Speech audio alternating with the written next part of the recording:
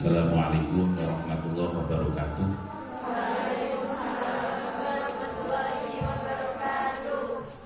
Bismillahirrahmanirrahim. Alhamdulillahirabbil alamin. Wa bihi nasta'inu ala umuri dunya waddin.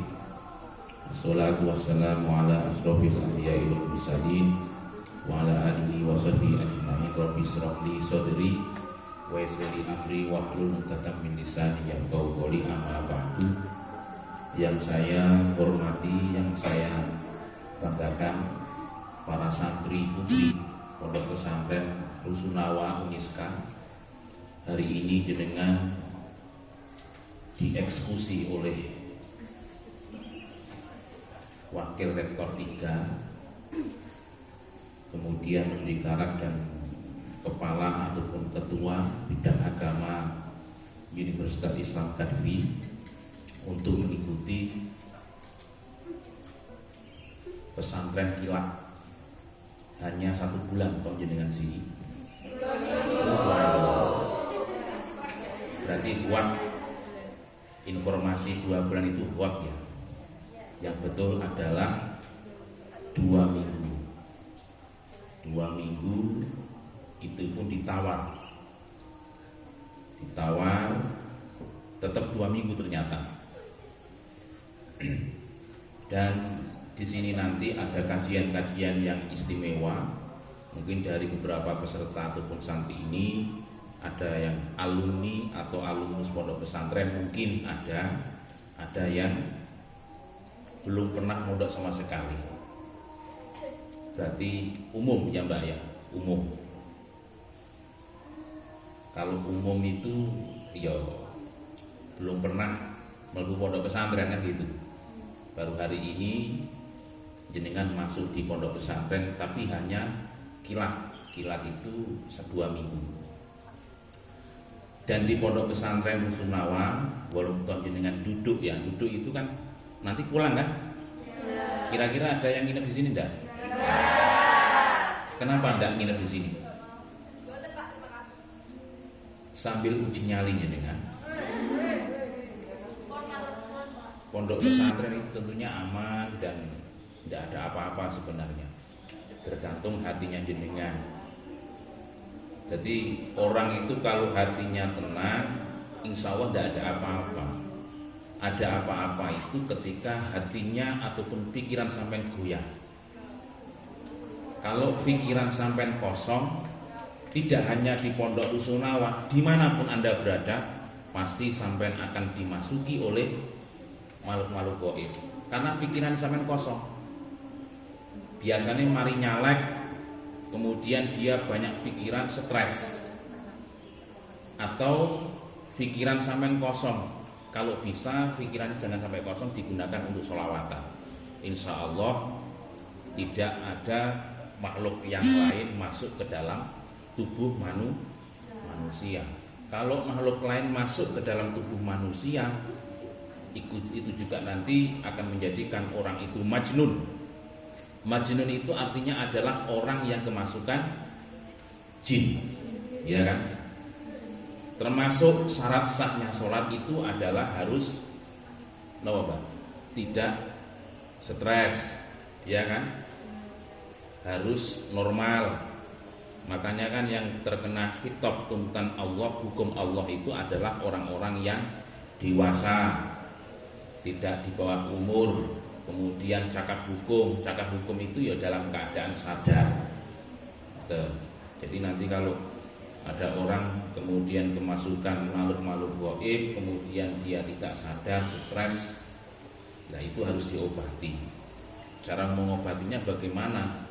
Ya tentunya mencari orang pintar, maksudnya kiai atau dukun yang islami tentunya ya, yang punya kemampuan, fadilah, punya kelebihan, yang mana dia itu bisa mengeluarkan makhluk yang ada di dalam manusia. Untuk sebelum saya mengkaji tentang masalah toharoh yang sesuai jadwal yang diminta oleh panitia, saya ditugaskan untuk menyampaikan tentang masalah toharoh. Itu artinya adalah bersuci. Karena miftahus sholah atau hurun, kuncinya sholat adalah bersuci. Sebelum itu saya ingin perkenalan. Nama saya adalah Huzaimah Al-Ansori, SHIMH. Saya dosen tetap Fakultas Hukum, Pak. Jadi tentunya saya tidak ngajar di Fakultas Ekonomi, tapi saya ngajarnya di Fakultas Hukum Uniska Kediri. Nanti ada gelombang dari fakultas. Semester 1 kan jenengan gitu. Semester 1. Kalau semester 1 itu pengalaman di kampus masih 10%. Kenapa saya katakan 10%? Karena sampean belum tahu mata kuliah di atas semester 1. Jadi kalau semester 1 itu kalau dihapusi oleh seniornya itu masih manut, Mbak ya. Jadi kegiatan ya semester 1 harus manut. Nah, kalau nanti tidak manut, seperti kegiatan rusunawa, karena sertifikat rusunawa ini dulu itu merupakan syarat, bukan syarat sah loh ya, tapi syarat untuk mengambil ijazah. Itu dulu. Tapi sekarang ada kebijakan dari Wakil Rektor 3, karena tugas Wakil Rektor 3 itu kan urusan dengan masalah kemahasiswaan terkait dengan membangun karakter Islam. Jadi mahasiswa masuk ke dalam Uniska itu minimal bisa membaca Al-Quran, kecuali non muslim. Untuk yang muslim, lulusan Uniska sesuai dengan Universitas Islam Kediri, tentunya mereka harus bisa membaca Al-Quran, minimal bisa membaca Al-Quran dan bisa sholat. Dan jenengan kira-kira bisa sholat atau tidak? Sholat itu kebutuhan atau kewajiban? Tenang. Mending sholat atau we'anan, Mbak? Sholat itu adalah kewajiban, itu merupakan hukum Islam. Sumbernya adalah Al-Quran dan hadis. Lah, syarat sahnya sholat yang pertama harus bersuci. Bersuci dari hadas kecil maupun hadas besar. Kalau hadas kecil berarti harus wudu. Kalau hadas besar berarti harus mandi besar atau mandi jinabat atau junub. Berarti sampai belum, karena yang wajib mandi itu adalah satu, mereka yang telah melakukan hubungan layaknya suami istri. Yang kedua adalah ketika dia habis haid kemudian nifas. Yang berikutnya mandi wajib itu juga ketika dia meninggal dunia, kecuali mati syahid. Syahid itu langsung dikubur tidak masalah, tapi kalau mati biasa maka harus dimandikan. Berarti ada berapa tadi? Meninggal dunia wajib dimandikan. Setelah berhenti haid juga wajib kalau tidak mandi sholatnya tidak sah. Itu sudah menjadi hukum Allah Subhanahu wa ta'ala. Ini yang saya pakai adalah kitab Fathul Qorib, kitabnya kuning. Nah, kitab ini ada di pondok pesantren, baik Lirboyo, Ploso, pondok-pondok besar. Tapi sudah saya simpulkan saja, ini kalau saya baca, ini butuh waktu 1 tahun. Kitab fikih namanya Fathul Qorib itu membahas tentang masalah 1, fikih ibadah, itu yang membahas tentang masalah ubudiyah. 1, bab toharoh, istinja, kemudian syarat-syaratnya wudu, rukun wudu, rukun sholat, haji, umroh, itu masuk dalam fikih ibadah. Kitab Fathul Qorib ini juga membahas tentang masalah zakat, kemudian bab puasa, baik puasa wajib maupun puasa sunnah. Terus juga membahas tentang masalah fikih munakahah. Fikih munakahah itu adalah fikih yang menjelaskan tentang masalah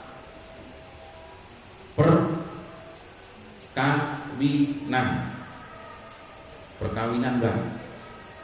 Itu ada beberapa hukum Allah yang sudah dilegalkan oleh negara kita, tertuang di dalam Undang-Undang Nomor 1 Tahun 74 tentang perkawinan, bukan pernikahan. Jadi bahasa undang-undang itu perkawinan, bukan pernikahan ya. Perkawinan itu ada 64 pasal. Kemudian juga ada kompilasi hukum Islam, ada 200 sekian pasal. Di dalam kompilasi juga itu membahas tentang masalah hukum waris Islam, wasiat, wakaf, hibah, dan perkawinan. Syarat rukun nikah ada di situ semua. Dan itu nanti akan dilakukan oleh panjenengan semuanya. Kalau sampai sudah lulus sarjana atau belum lulus menikah bagaimana? Boleh-boleh saja.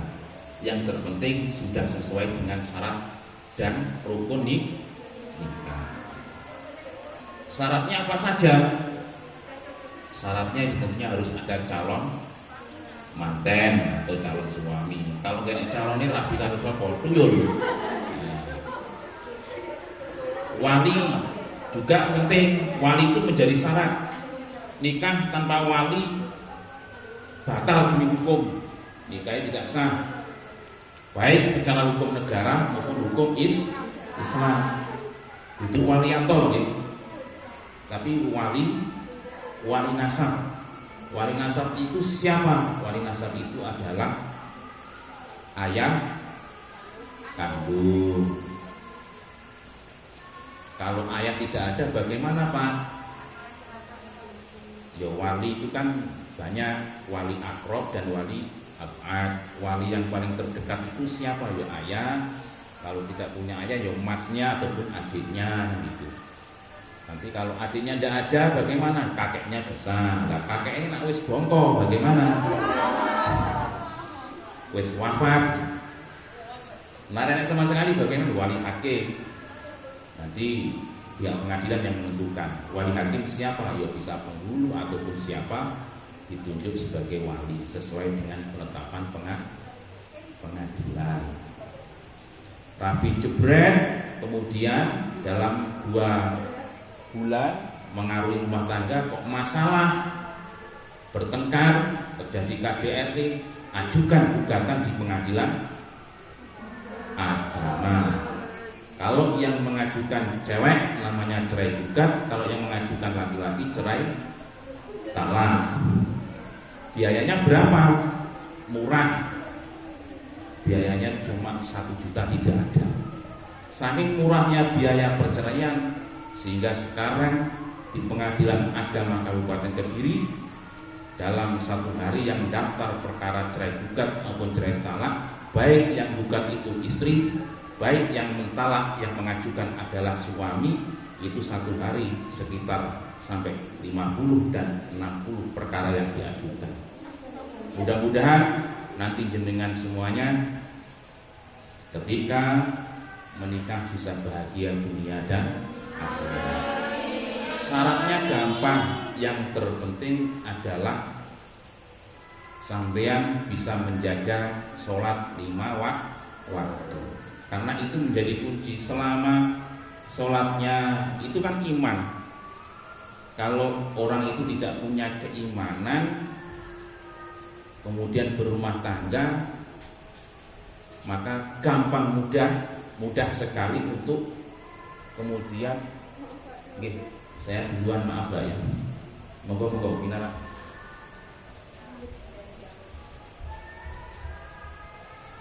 Jadi modalnya itu. Kalau dalam rumah tangga yang penting punya iman, insya Allah tatanan hak dan kewajiban rumah tangga itu akan ketika ada masalah akan segera terselesaikan, ada solusinya. Kuncinya itu kalau bagi saya. Karena faktor perceraian itu yang pertama yang paling dominan adalah fakultas ekonomi. Yang pertama adalah masalah ekonomi. Karena ekonomi itu ya penting. Kalau ekonomi berarti kan hubungannya dengan uang. Nanti kalau punya uang, godaannya bukan itu. Selingkuh juga bisa, kemudian kaitannya dengan karakter juga bisa. Jadi kekurangan-kekurangan itu akan muncul ketika itu dipermasalahkan. Kita kembali ke masalah syarat sahnya sholat itu harus bersuci dari hadas besar maupun hadas kecil. Selain itu juga syarat sahnya sholat ya sampai harus wudu. Niatnya bagaimana, Mbak? Nawaitul wudu'a li raf'il fardhu lillahi ta'ala. Itu niatnya. Niatnya di mana letaknya? Ketika sampai wudu, niat itu berada di mana? Itu ada tempatnya. Ada lokus deliktinya kalau bahasanya.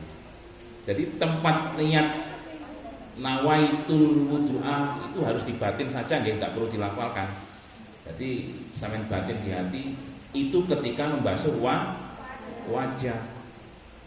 Nah terus kalau niatnya ketika sampai membasuh telapak tangan bagaimana? Tidak sah. Yang sah itu ketika sampai membasuh wajah. Sampai membasuh wajah baru niat dalam hati. Niat itu di hati loh ya.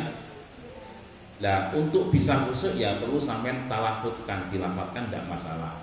Nawaitul wudu'a irrafil. Kalau membasuh telapak tangan kemudian kuku yang kotor itu sunnah. Tapi kalau membasuh wajah hukumnya wajib. Jadi ketika sampai wudu itu ada beberapa yang disunahkan, ada yang wajib.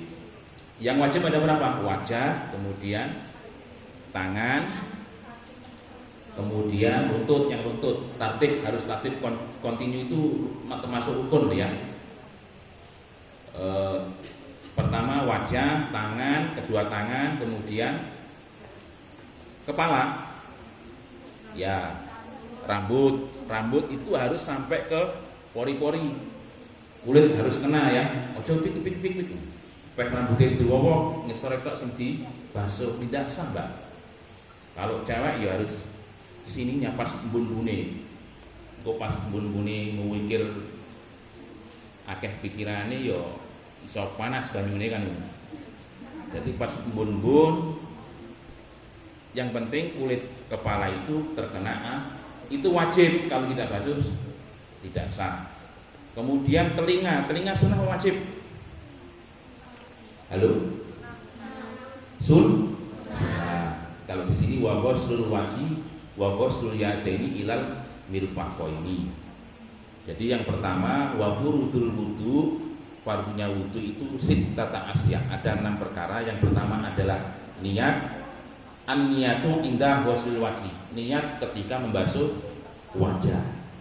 Wa ghuslul wajhi wa ghuslul yadaini, dan membasuh kedua tangan sampai sikut, 2 sikut. Berarti sini. Kemudian wa masbubah tirroksi, dan mengusap sebagian kepala. Berarti cukup sebagian, tidak semuanya. Imam Syafi'i itu sebagian, tapi kalau Imam Malik itu semua kepala harus basah. Tapi mazhab kita adalah Imam Syafi'i, Imam Samudra, Imam Syafi'i. Mayoritas Indonesia itu mazhabnya adalah Imam Syafi'i. Kalau Imam Malik itu semua kepala harus terkena air.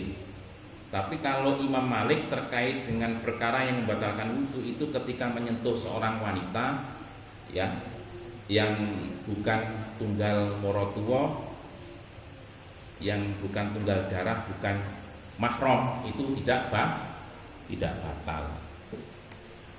Tapi kalau Imam Syafi'i cuma sebagian, tapi menyentuh wanita yang bukan mahram batal. Kalau mahram itu berarti orang yang haram dinikah. Adik sampean itu haram dinikah, tapi ketika menyentuh tidak membatalkan. Dinikah gak oleh, tapi nyentuh tidak masalah. Tapi kalau muhrim itu adalah orang yang sedang ihram. Sebagian kepala, kemudian wa ghuslul rijlaini ilal ka'baini. Yang terakhir yaitu membasuh kedua kaki sampai 2 poloknya, berarti di atasnya polok itu termasuk. Itu yang terakhir. Yang terakhir lagi tartib, itu semua harus dilakukan secara kontinu ataupun berturut-turut. Berarti termasuk basuh telinga itu berarti hukumnya sunnah. Itu rasa melakukan tidak masalah. Tapi yang wajib jumlahnya ada 6. Yang pertama adalah niat ketika membasuh wajah. Yang kedua membasuh kedua tangan sampai ilal mirfaqaini, sampai siku-siku, kedua siku-sikunya. Yang berikutnya, yang ketiga membasuh sebagian kepala. Kemudian yang keberapa? Keempat membasuh kedua kaki ilal ka'bain. Yang berikutnya yaitu adalah tartib ataupun kontinu. Ada pertanyaan bebas seputar hukum Islam, monggo. Atau hukum umum, hukum negara tidak masalah. Yang penting bukan hukum ekonomi, Mbak ya. Hukum umum, monggo. Hukum Islam saya beri pertanyaan. Kalau tidak mau bertanya, monggo yang mau tanya kami persilakan.